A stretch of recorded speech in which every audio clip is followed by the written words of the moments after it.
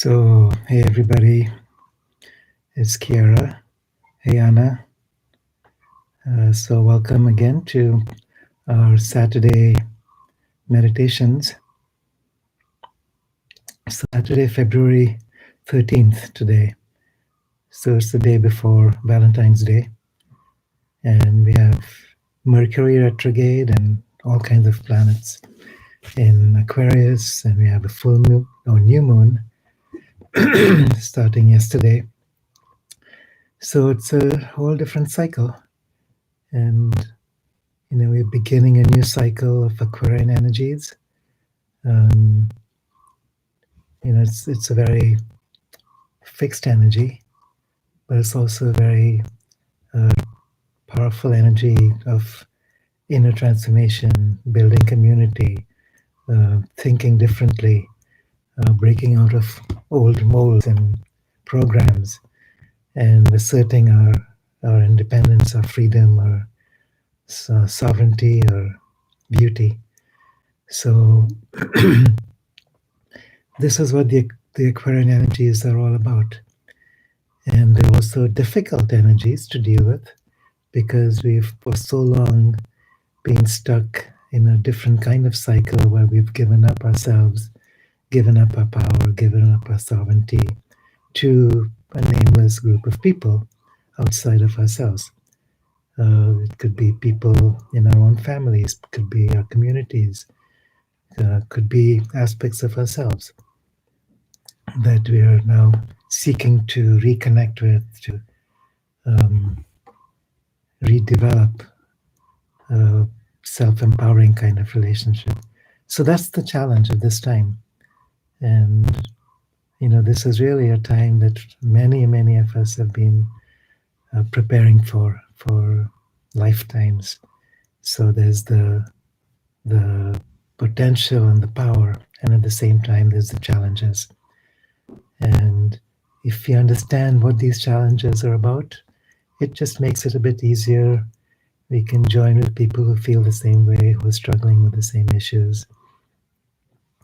I was having a conversation earlier today with someone. We were talking basically about how difficult it is to be on this earth at this time, in an environment which can be very condemning, very challenging, very unsupportive, because we've come here for a purpose and we want to be supported in fulfilling that purpose. And at the same time, we're dealing with so much that's off base. And so part of our purpose is simply to deal with that before we can move into the bigger picture, the bigger purpose. Not easy, no. I know for a lot of people, it's like the last straw. It's like, how much more can I take it? We all struggle with that, myself included. And so that's why it's so important right now to look at the big picture. There's a message from Rachel. Indeed, I need a good meditation right now and to recenter. My city just went back into a strict lockdown again. Government claiming 5 days only. Their documents shows at least 2 weeks long and probably more.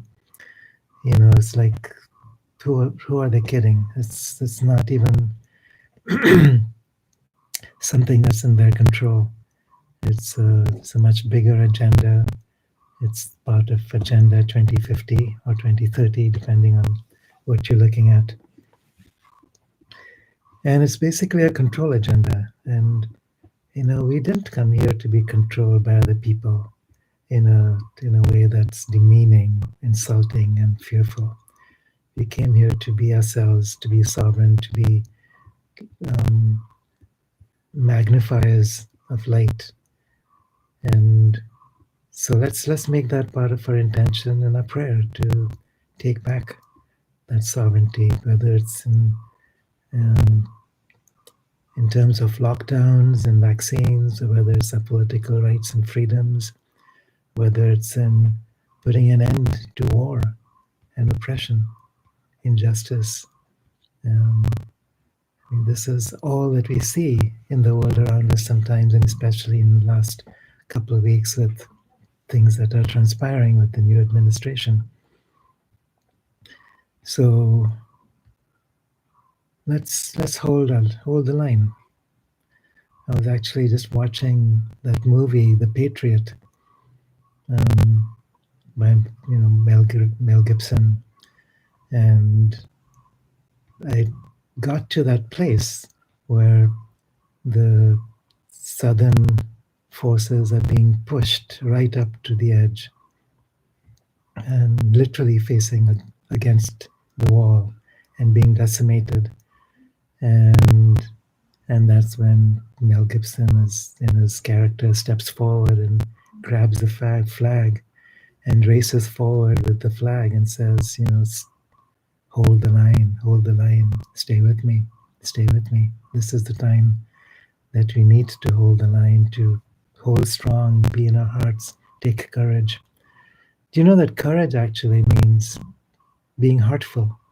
Kur is heart.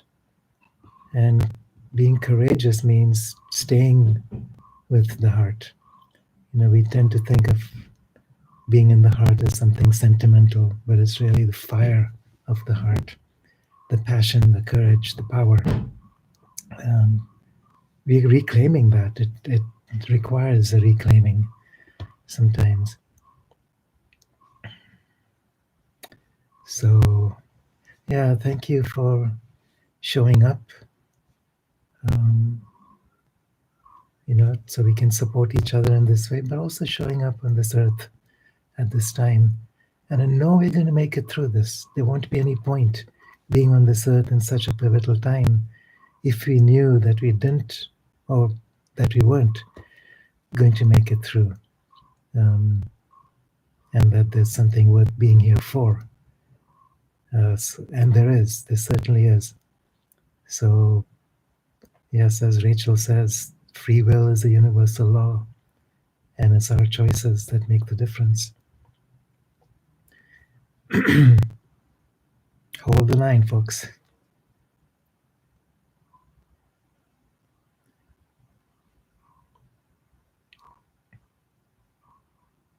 So let me hear from you. Is there something else going on for you that we can look at, that you need at this time? Anything you need to say? Anything that you'd like to ask for?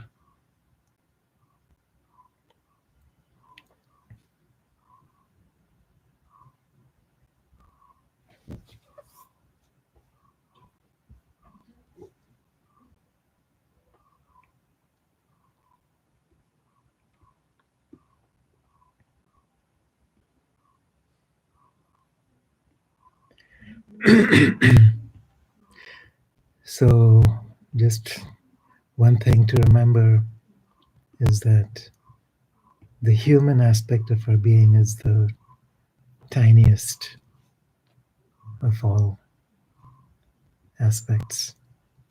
We've been conditioned to believe that this is the only thing that's real. And as we believe, so it is. And it's time to shift all that now. That's what waking up is about. And I was having a conversation with someone today about waking up. What does it mean? And there's many different aspects to this. One is simply to become aware of the truth. What's going on around me? So, as you're talking about the lockdowns and the vaccines and the rights and the wrongs and the choices that we have, that's part of waking up. To recognize that our governments are not there to take care of us much as we'd like them to. We've depended on authorities to take care of us, to give us what we need. And it doesn't work that way anymore. And it's about, claiming our own authority, claiming our own sovereignty, and then being in a sharing space where we can receive and give from each other's bounty, but not to expect that the governments that we have chosen um, are here to serve us. Not in this age, not in this dispensation. They have their own agendas, and we are turning that around now. This is what we are talking about. That's another aspect of waking up, to recognize how this shadow government or the deep state has been um,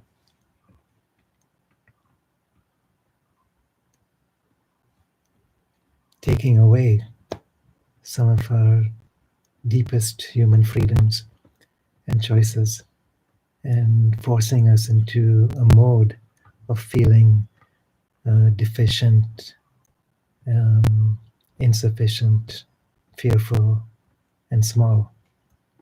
Um,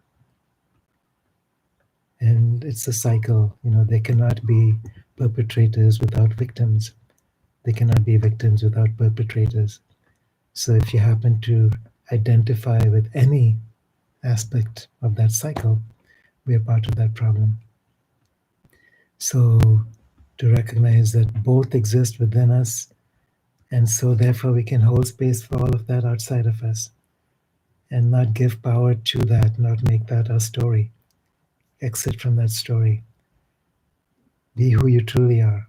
And then the world out there changes. So I was doing an interview with Connecting Consciousness yesterday, along with David. This is the organization that Simon Parks has been creating and working with. And one of the things that came up in this was, I was going to say something, I forget. Sometimes I don't remember what I was saying a moment ago, or thinking a moment ago. It'll come back.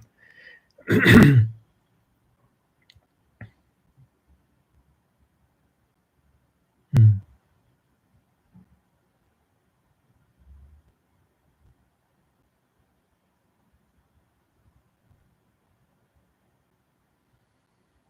Well, I don't remember exactly what I was going to say, but I will say something else.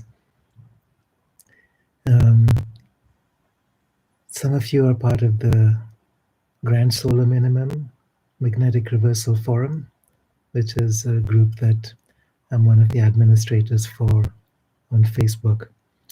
And one of the things we've been looking at is cycles, long-term cycles that very few people are aware of and nobody ever talks about, at least in the mainstream.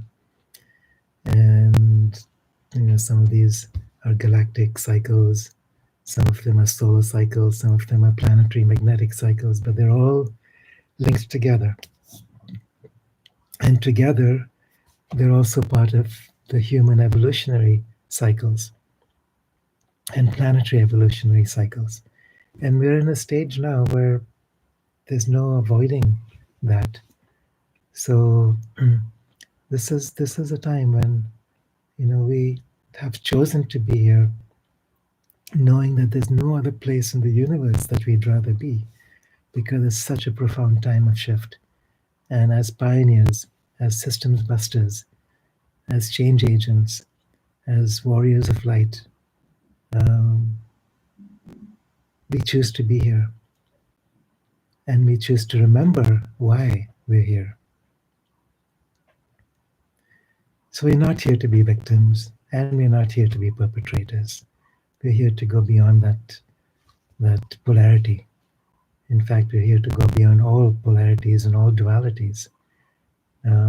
Nothing is right and wrong and good and bad in itself. It's all relative to each other. And it's a partial representation in a certain dimension, which we call 3D. There's so many other aspects of us. And so this meditation that we'll move into, and it's the same meditation we do every time, really.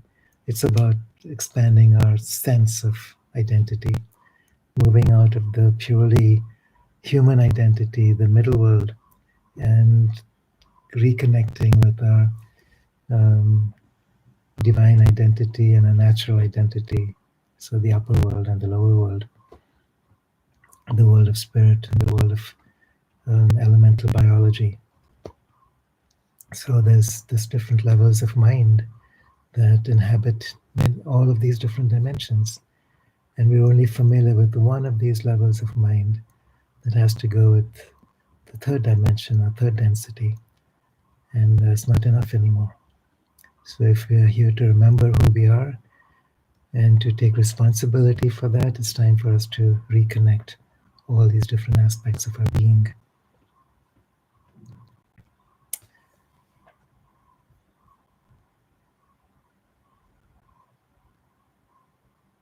Edith says, I think I'm just in a holding space.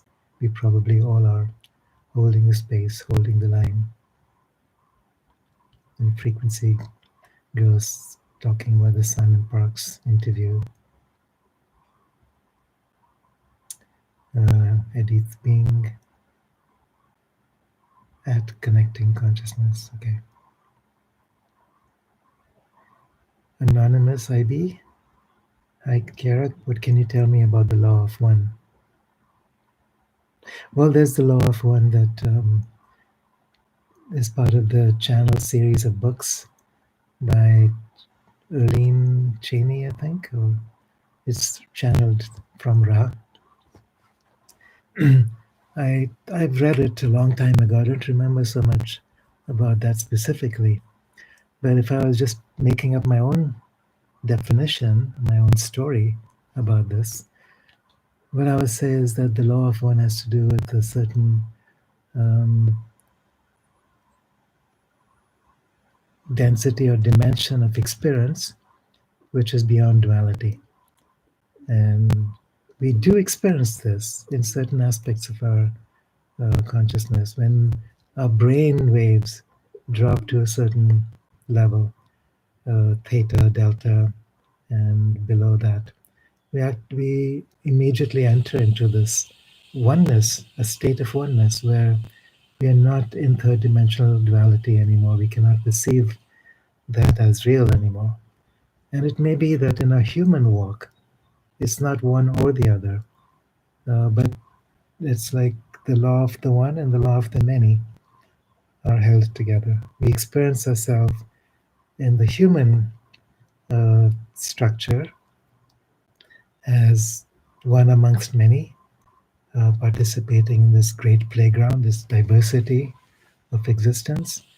And then on a spirit level, we experience ourselves as one. I'm sure there's much more to that in the teachings of the law of one. But this is a practical gateway. We can actually achieve this oneness and hold that oneness. This is what it means for me also when we talk about holding the line.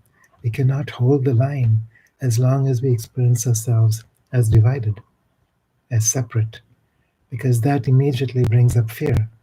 And as you know, when there's fear, you're going to waver, you're going to fall away and collapse and run and hide. So to take heart, to take courage, and hold the line, it means holding that perspective where you're no longer separate. When there's nothing outside of you that can harm you, that's courage. And that's part of experiencing oneness of spirit. It's like the experience of all things outside of you and around you are also inside of you and part of you.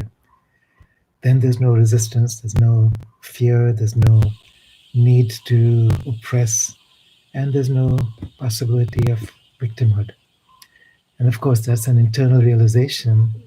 It's a realization that can actually be held in the midst of all our experiences of life. Not easy, and certainly not easy if you're being attacked and tortured and insulted and all those things that many people are experiencing right now. But that's part of where we're. That's the initiation that we're going through, to hold the line, to keep awareness of that oneness in the midst of every single experience we can possibly have. So once we know that and feel that deeply enough, then we're not going to be phased by anything, no matter what. So I know a lot of the betrayals that people have been feeling in the last few days and weeks and months has been about thinking that we had a vision that was real, and then realizing that it's much bigger than that. It's going to take longer than we thought. That there's fewer people that we can truly trust in this great awakening, and we're forced now to fall back upon ourselves. Um, we didn't. As humans, we tend to look to others to support us, to nurture us, to give us strength and courage. And this is part of our initiation that is falling back on us. And it's not that there's nothing out there that can support us, that can give us strength and courage. And yes, there is.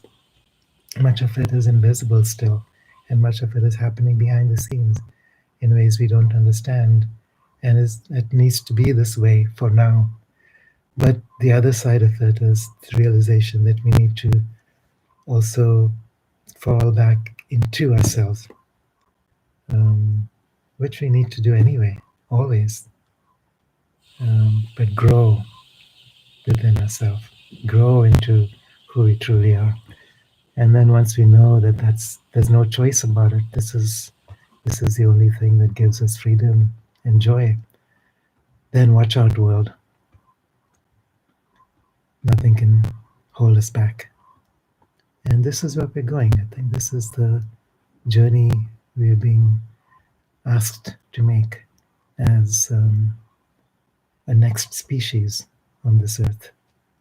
Um, it's a level of awareness where the human and the divine aspects of our being can be joined together once and for all. And it's that split that has kept us um, denied, oppressed, and fearful and incomplete. And then we go around looking for completion out there, looking for help and support out there. All right, enough said on that. I think you all know this just as well as I do. So let's do that meditation. Um,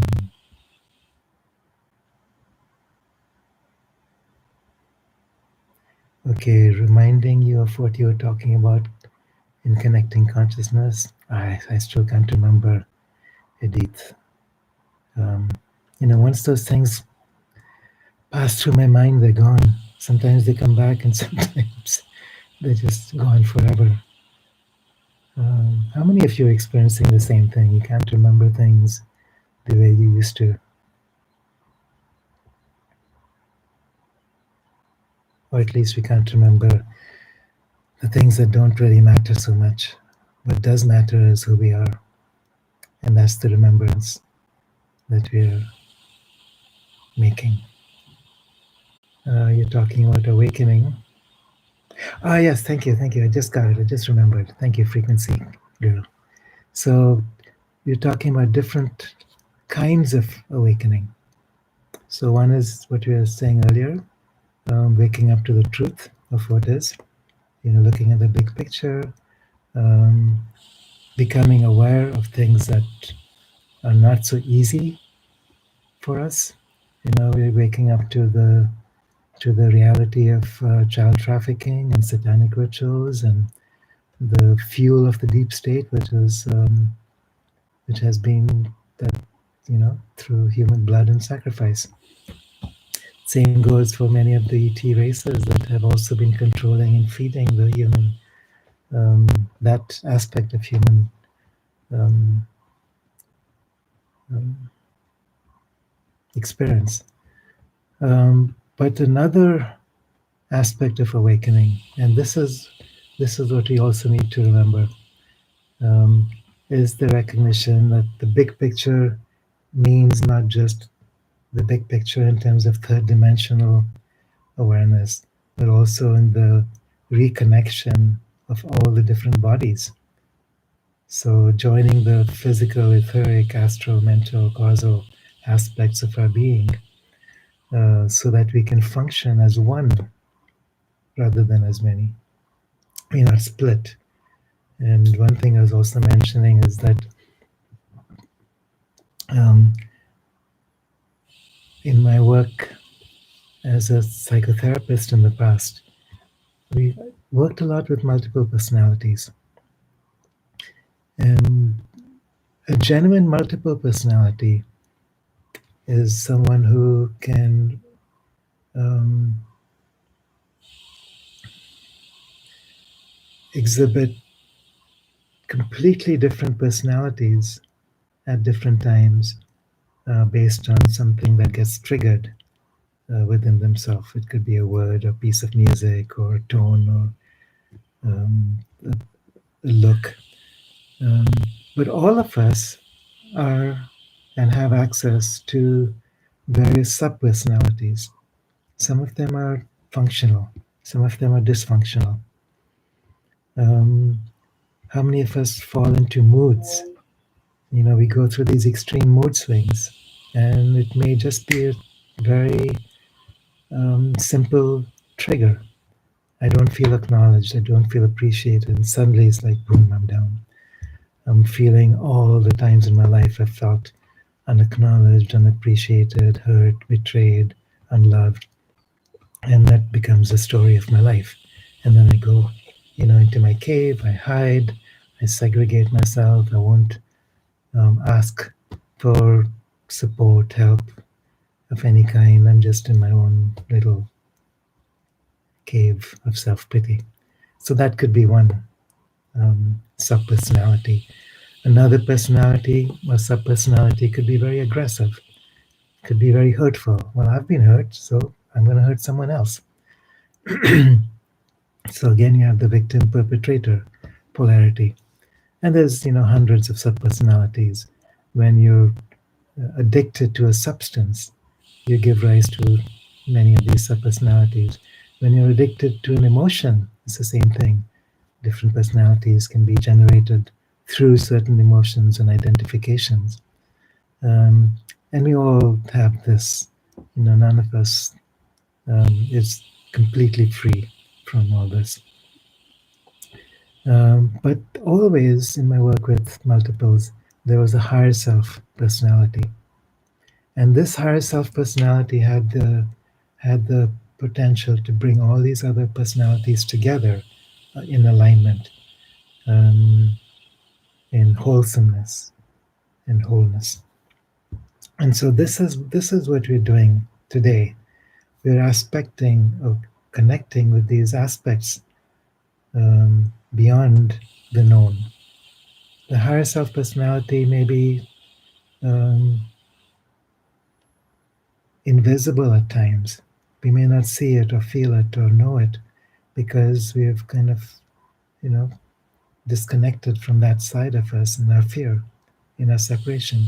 But once we connect and reconnect, that higher self personality can then step within, move through all the layers of programming and conditioning, all the traumas, all the fears, in its own way. It doesn't have to happen through conscious awareness. So, this is another level of awareness. When we open up to that higher self awareness, higher dimensional awareness, it's basically reconnecting the three worlds. Then that takes over and leads to a deeper layer of a deeper quality of presence and healing.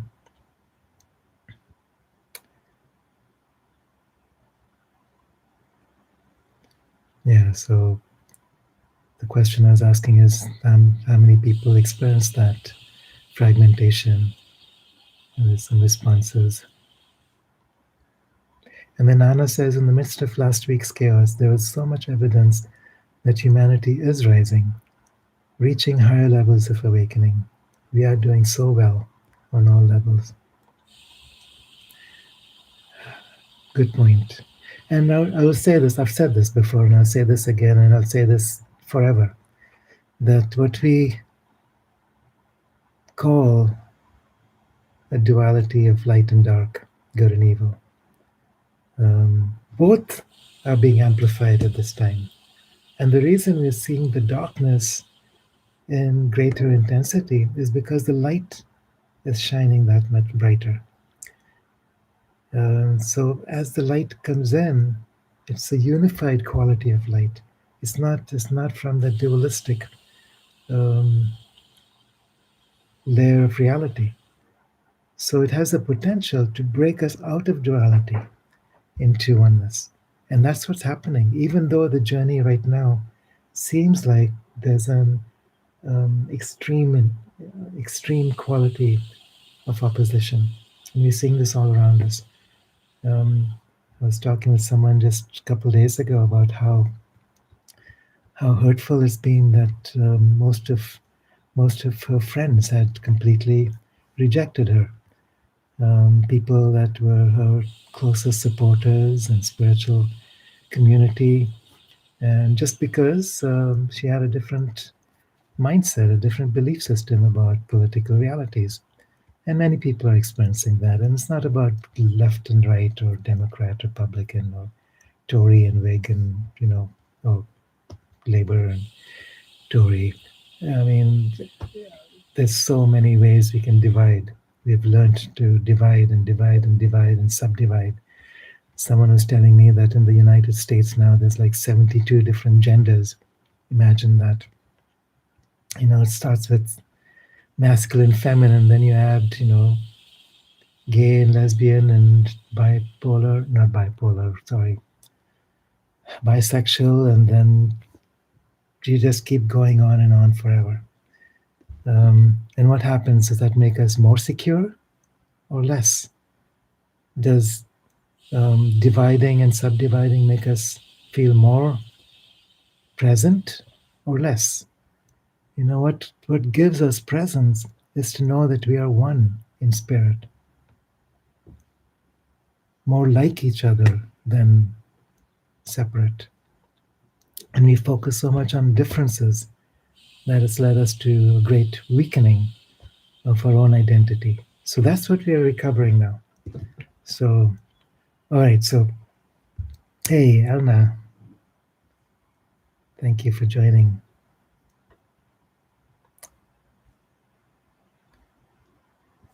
The mood swings, Anna says, can be experienced as moments of falling out of grace. We know how to acknowledge it and align ourselves with Source. We own our power this way. It doesn't mean we give it away. Hmm. Yeah, so awareness. So when you're going through the mood swing, okay, I'm going through a mood swing. You're not getting identified with uh, either polarity or either pole. So when you're feeling really high, this is not who I am. When I'm feeling low, this is not who I am. I'm experiencing this, but I am not this. I am in each moment what I am independently of how I'm feeling, what I'm thinking, what I'm doing. These are all aspects of my being in expression, but behind all of that, who I am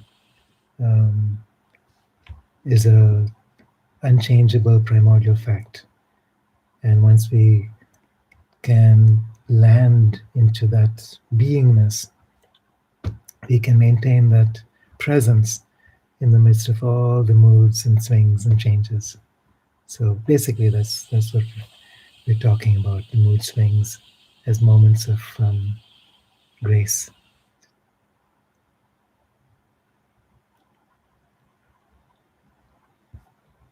All right, so let's do the meditation. So become aware of the bubble of light.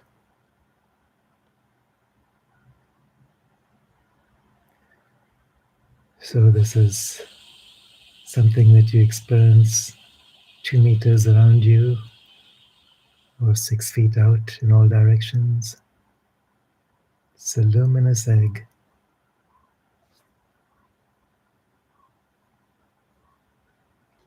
The boundary of the middle world.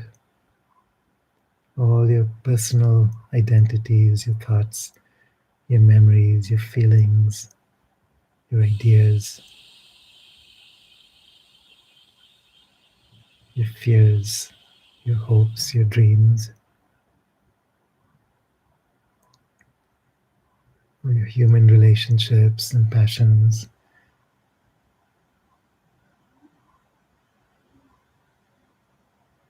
all our struggles in the human realm. It's like an imprint that we carry as part of this middle self. So all of this is a field. It's not held so much in the body as in this field around the body. And each cell within the body is connected to this field. So it's like, you have a single radio station which is connected with the, the radio waves around in the atmosphere, and you tune the dial so you can pick up a station. And so these thought waves and memory fields are everywhere around us. And we're susceptible to this much more when we're trapped inside the middle world. And so, what we're going to do now is connect with this window directly over the top of this bubble. It's about 6 feet or 2 meters above your head. You invite that window to open as wide as possible. And immediately there's this profound light that pours through all the way through the bubble, including all the lower bodies, moving through every cell, down into the earth. So you're experiencing this powerful electrical force of light, cleansing and purifying, releasing the hucha. Hucha is basically heavy energy. It's our conditioning of fear and separation, hurtfulness, and trauma. So all of that begins to release. So many layers that we build over one another. All the different subpersonalities are associated with different aspects of this bubble, these memory fields. And as hucha is released from these fields, gradually all these subpersonalities come into resonance with each other. They don't need to experience themselves in opposition to anything or anyone anymore. So you continue to experience this profound current of light pouring through downwards.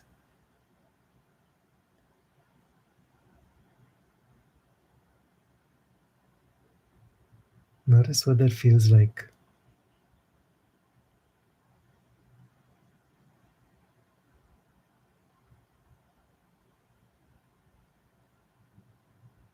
Especially over the top of your head, within the brain, the pineal and the pituitary, the thyroid, the thymus, the adrenals, the gonads.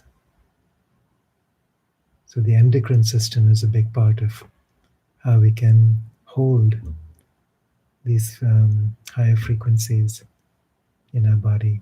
The interface with the chakras, the interface with the nadis, with the meridians, the marmas. There's a whole grid system, some of it inside the physical body, connected to the etheric body, some of it extending out into the astral bodies and the mental bodies. So it's a whole invisible field. But just experience this cleansing all the way through. As the Sami pours in, that spirit light descends through that window, clearing out layers of hucha as it moves its way into the earth.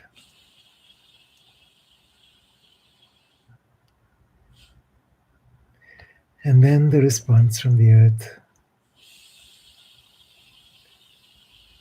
very nurturing, loving, magnetic energies moving up from deep inside the earth, up through your feet, up through the bubble, up through your entire physical, etheric, emotional, mental bodies.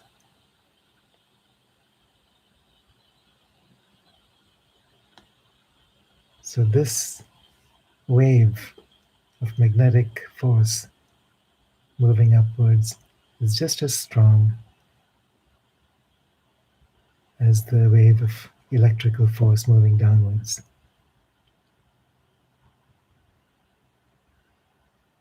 And it's in direct reaction.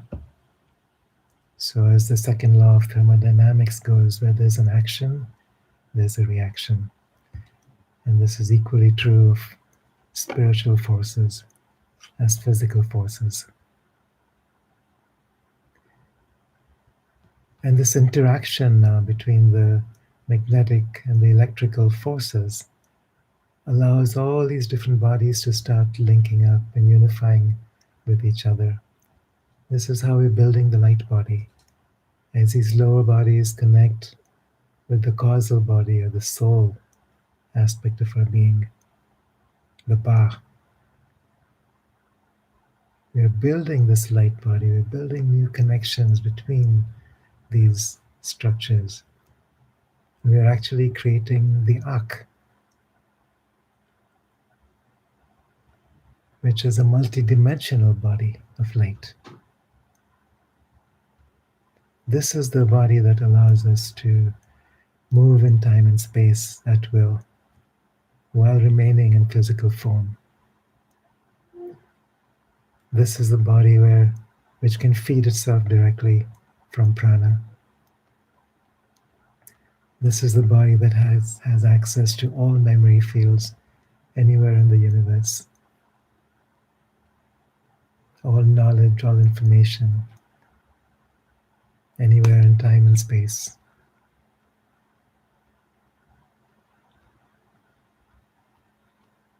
This is the body that was being built by the Tibetan monks and the yogis, by teachers such as Christ.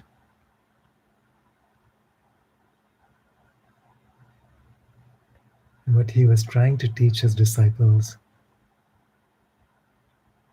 I am the light. I am the light of the world. What does that mean? So as you open that window and keep it open, experience this now as the electrical and the magnetic flows of light move back and forth. And you're feeling this great expansion, stretching out further and further out into connection with your planetary body and your solar body, your galactic body, your cosmic body. I am the light of the world. I am that which has always existed, which ever exists, beyond time, beyond space, beyond any division of matter or spirit,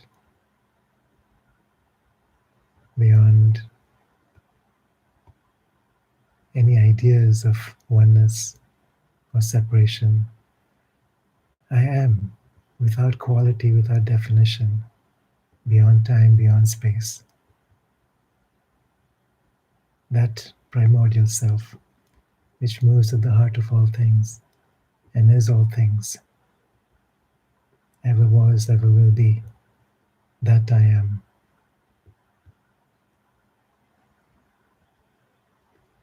And as you experience that directly in every cell, within the physical, etheric, emotional, mental, and causal bodies.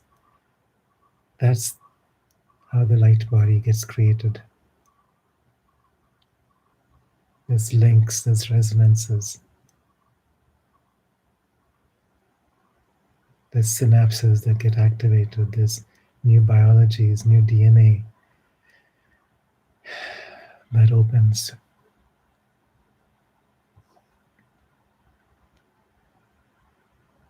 There's an intelligence within the body, within every cell, that already has a plan and purpose and just needs to come into connection with this higher intention and higher vibrational field. So the light body is not being built through our mental intelligence, which is minimal. It's as we open multidimensionally to these currents of life that the intelligence within these currents, within that primordial self, involutes and evolves into its highest potential, which is intrinsic within. And this is what we've come here to experience.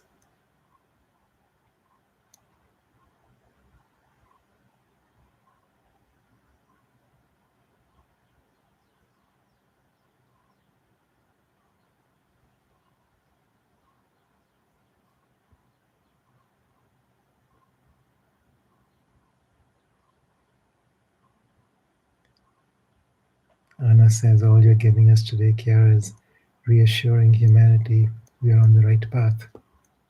We are on the right path. We forget often. But how can we not be on the right path if it's all part of divine intention?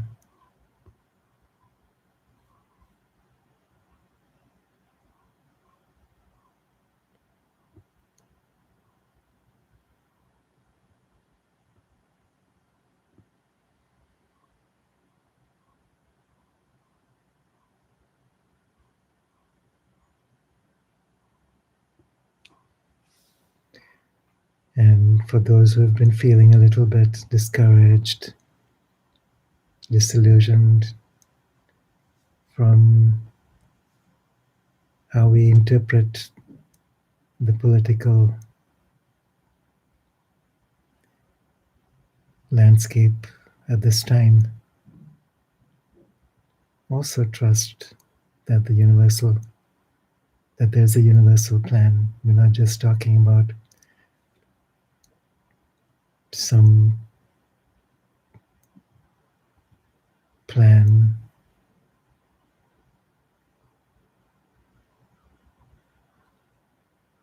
out there that some of us may have privy to.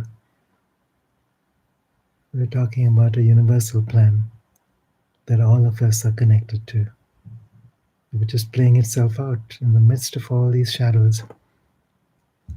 So how can we not achieve what we came here to achieve?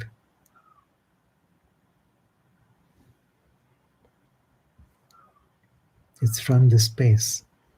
That's how alchemy works. It's from this inner space that we create the outer space. It's all upside down. It's from the above space that we create the below space, and vice versa. So just keep that window open, hold on to that experience of unity. Let that ocean enter into each little drop.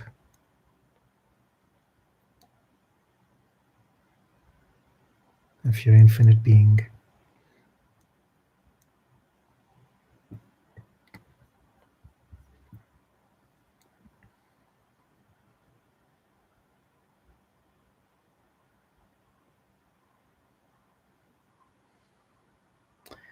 Paula says, I needed to hear that. Was feeling a bit depressed. Good. I needed to say that. I was feeling a bit depressed.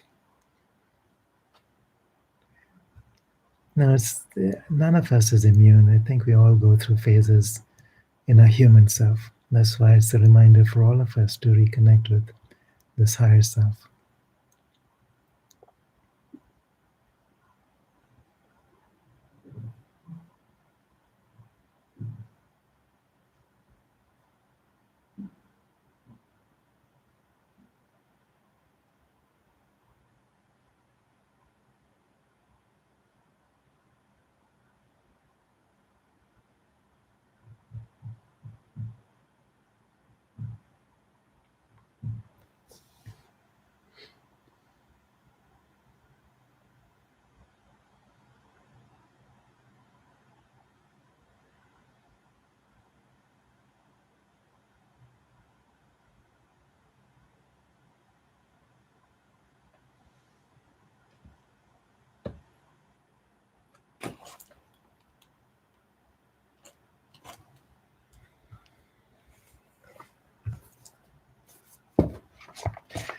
Okay, this is a book called Patterns of the Present.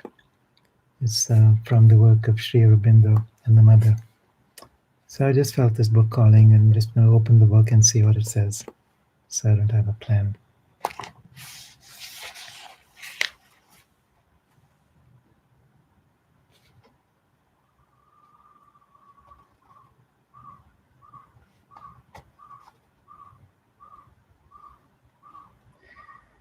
A thought is an arrow shot at the truth.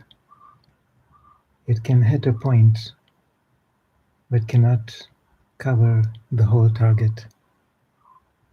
So, that's exactly what we're talking about. A thought, our thoughts, our ideas, our beliefs are just one little point in this landscape. And we expect it to take care of the whole landscape, the whole target. And it only hits one point, and then we feel disappointed because it's not covering everything. And our sense of peace comes from the sense that all of this is covered. And so that's why these thoughts, we can go into a yo-yo of belief systems. Today I'm feeling something, tomorrow I'm feeling the opposite. I hear something, and that um, makes me feel trusting and joyful. I hear something else, it sends me down into the pits. Because all of this engages us on that level of the thought, the mental thoughts. And what he's saying is that another thing, he says, Western thought perished because of its certainties. So, it's our ideas of certainty and need for certainty which are our greatest curse. And that, it feels a little bit paradoxical. Yeah, of course I need my certainty.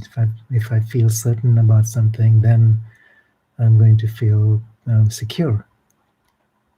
But is that really true? When we're looking for certainty, what is it that we're looking for? We're looking for safety, we're looking for security, we're looking for belonging.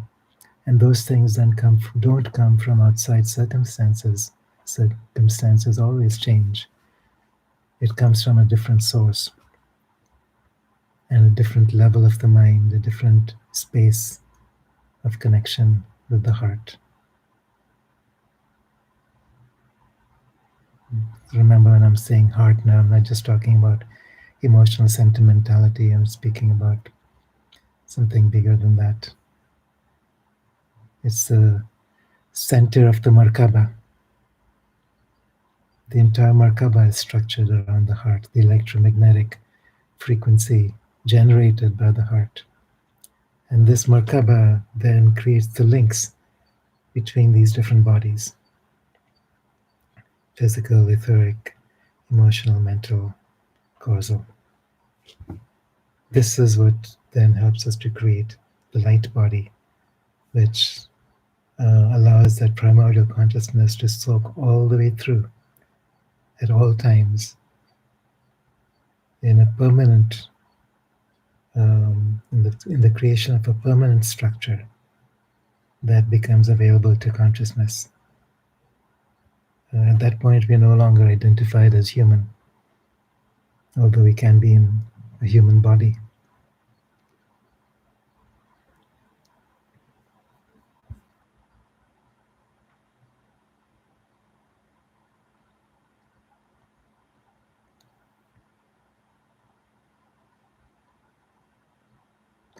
All right, so I want to remind people about our weekly Age of Pandora broadcasts. This next one is going to be with Magenta Pixie, and this is going to be a slightly different time. I think it's going to be 12 noon on Wednesday, the 17th, Wednesday, the 16th, Mountain Time. So it's going to be what in Europe that makes it 7 p.m., which is more doable. So that's Wednesday, 7 p.m. next week with Magenta Pixie on Above Duality YouTube channel. And we'll be doing these meditations every week also, whenever possible. Sometimes I'm traveling, don't have internet contact. Those days have, seem like a memory sometimes. But still. We might also be starting another cycle of webinars. So looking at some of the Inca teachings and the Ilahinur teachings and, building and deepening the light body. So many of you on this call are in the final cycle or final period of this year-long cycle. And we'll be starting another one probably next month or the month after, as soon as we have enough people who express some interest. So if you are interested, please let me know, and then we can see about making it happen. I'm not attached to it, so it's like if there's interest, we'll do it. At least until it's possible to start traveling again. I don't intend to travel anymore if we need to have those vaccine IDs or even the testing protocols. But in the future, I think all this is going to collapse. Hopefully sooner rather than later. Hey Maria, Karen, Linda, Paola, Rachel, Gemma.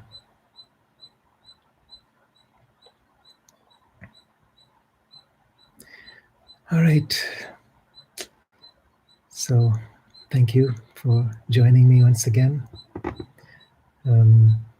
These are all these meditations will be archived on my YouTube channel, Kiara Windrider. So check it out. If you want to also share with other people, please do so. Anne says, very glad to be part of this lovely energy flowing for all life, recalling the I am. Thanks for being. Core Phoenix, thanks Kiara for the rich, varied support.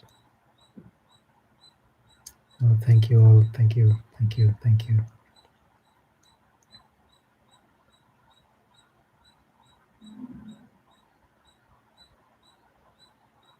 Yeah, thank you for being part of my family.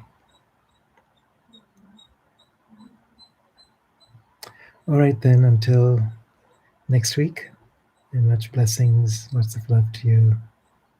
Namaste. Aloha.